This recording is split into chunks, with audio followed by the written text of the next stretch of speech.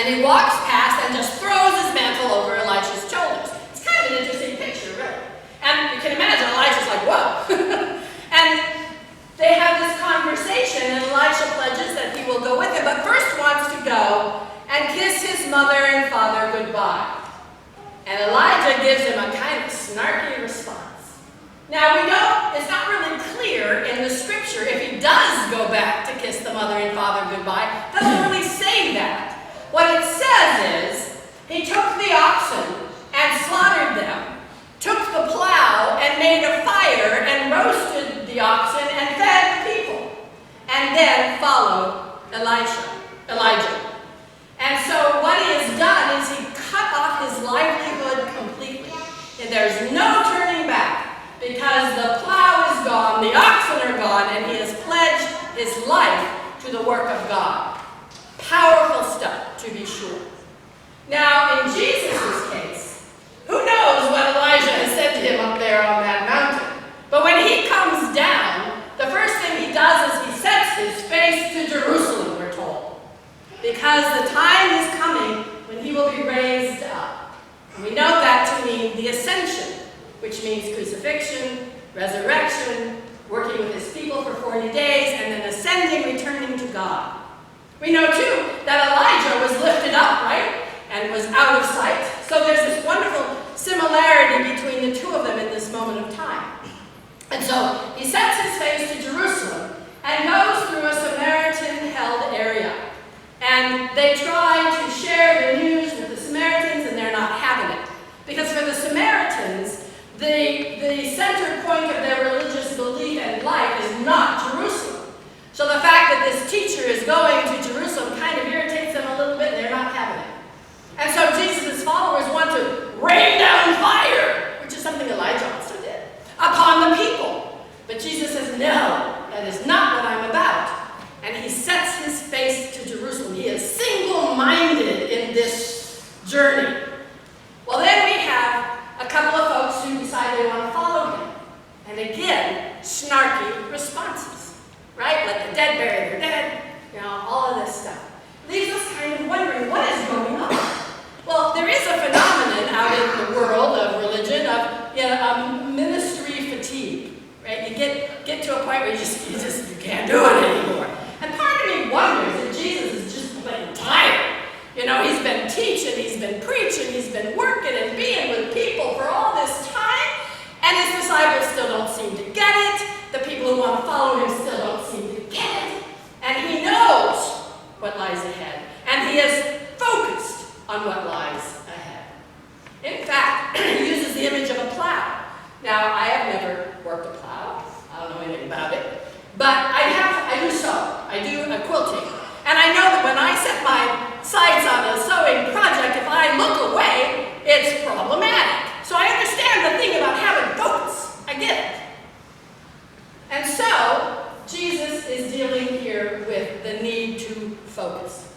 And we listen to our New Testament reading, and what does it tell us? What does it remind us? It reminds us that we are children of the Spirit. And the fruits of the Spirit are ours if we remember to love our neighbors. We're called into that. They say that there's only one sermon ever preached, and this is it. Love your neighbors, right? We are told over and over and over again to love as we have been loved. And I think there's only one sermon because we have to hear it over and over and over again, because the fruits of the Spirit are not always first and foremost in our minds. But think about it.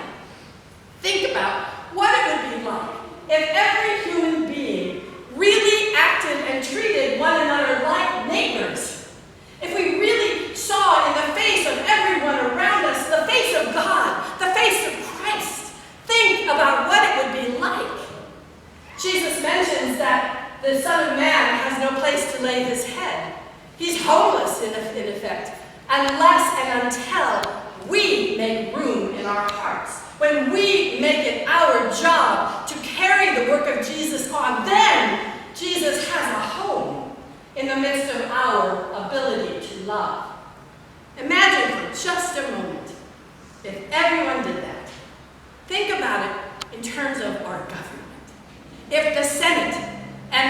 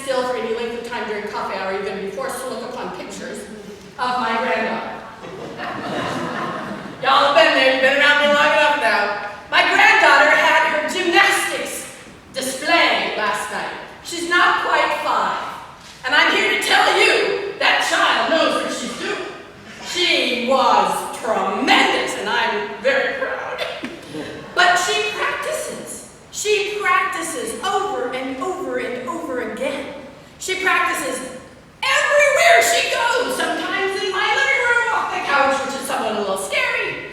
But she's focused because she knows that practice will make her better at what she wants to do. The same goes for us. The same goes for loving. We have to practice. And it's simple things like when that pushy driver wants in front of you in the lane, let him, right? What's it gonna harm? Let him in. When you're standing in line at the grocery store and somebody in the line ahead of you is talking the ear off of the checker, you know, it's probably me. Be patient. Be patient and let it be. Let it be. If we learn to love in small ways, if we practice it every day and every opportunity we have, we're going to become really good at it. And then the big stuff will be easier to find love. Because that is our charge and our challenge. Our challenge is to be a home for Christ, that he may lay his head, that we may be the kind of people who love and make a difference in the world because of it. One of the things that happened last night at this gymnastic was that the older kids, who were helping the little ones for most of the time, the older kids all put on a display for us. They're all competition age, and there must have been 60 of them. And they completely went around the big mat, so all 60 of them. And then, as the music started, they started leaping and running and jumping all at the same time. And it was amazing chaos, these lipping, but nobody hit anybody else. It was astounding to me. You know why? Because they practiced. Because they knew their bodies, they knew their skill level, they knew the area, they knew the routine, and it came off flawlessly. It was remarkable. That which could have been chaos was beauty. There it is. That which may be chaos can be beauty if we but practice, if we but know our hearts to own Jesus, if we but recognize the area in which we live and move and have our being, and let our best selves move in the midst of community. Because that's really what it's all about. It's about our individual work, our community work, finding a place for Christ, a home for love. We can do it, and we must, because the world is starving for love. And we have it. We're given it, if we just love as we have been loved. And that means that on those days when we wake up on the wrong side of the bed, if we've practiced, if we become adept at love, it won't be so hard to find it when we need it most. So my dear friends, love as you have been loved. And get ready to see pictures. Amen.